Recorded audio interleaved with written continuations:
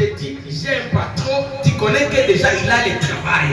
Mais si quelqu'un te dit j'aime Dieu, tu penses que seulement il n'a rien. J'aimerais te dire, toi tu as un père, arrête de te plairer comme celui qui n'a pas un père. Parce que celui qui a un père ne peut pas plairer comme celui qui n'a pas un père. Donne-moi un amen. Dites notre Père qui est aux cieux. Nous avons un Père qui ne mourra pas. Nous avons un Père qui nous avait donné deux testaments. Nouveau Testament et l'Ancien Testament. Tout ça c'est pour nous.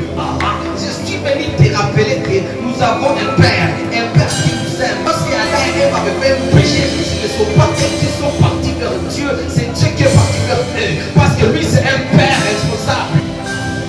Lorsque tu pries, dis notre Père. C'est notre Père. Mais s'il n'a pas quitté son Père va l'attendre qu'il le Dieu. Bien aimé, lorsque vous priez, dites seulement notre Père. C'est pourquoi la Bible nous dit lorsque vous priez, nous devons seulement dire notre Père. Et là, nous avons seulement l'assurance que nous avons un Père.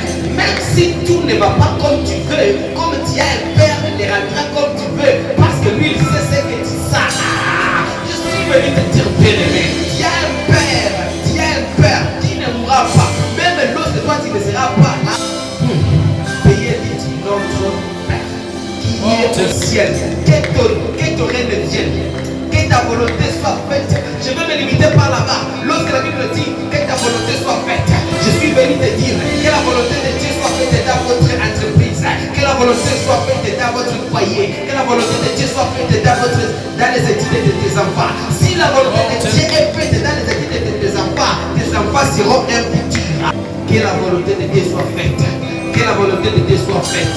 Dans tout ce que tu fais, dis seulement que la volonté de Dieu soit faite.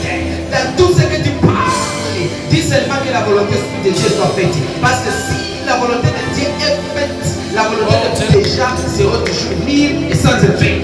C'est pourquoi la Bible nous dit que la volonté de Dieu soit faite. Parce que nous savons si la volonté de Dieu est faite, la volonté des gens c'est libre et sans effet. Tout ce qu'ils feront, ça sera libre et sans effet. C'est pourquoi la Bible nous dit priez. Que la volonté soit faite. Je prie pour tes enfants que cette année que la volonté de Dieu soit faite.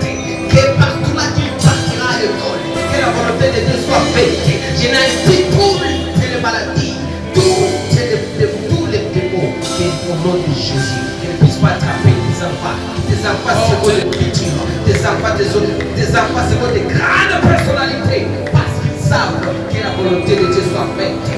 La volonté de Dieu.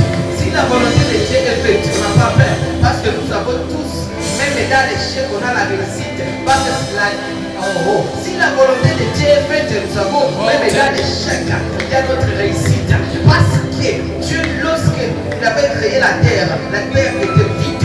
Mais Dieu avait dit que la lumière de soi et la lumière vide. Oh, il n'avait pas les soleil. Dieu a la capacité. Dites.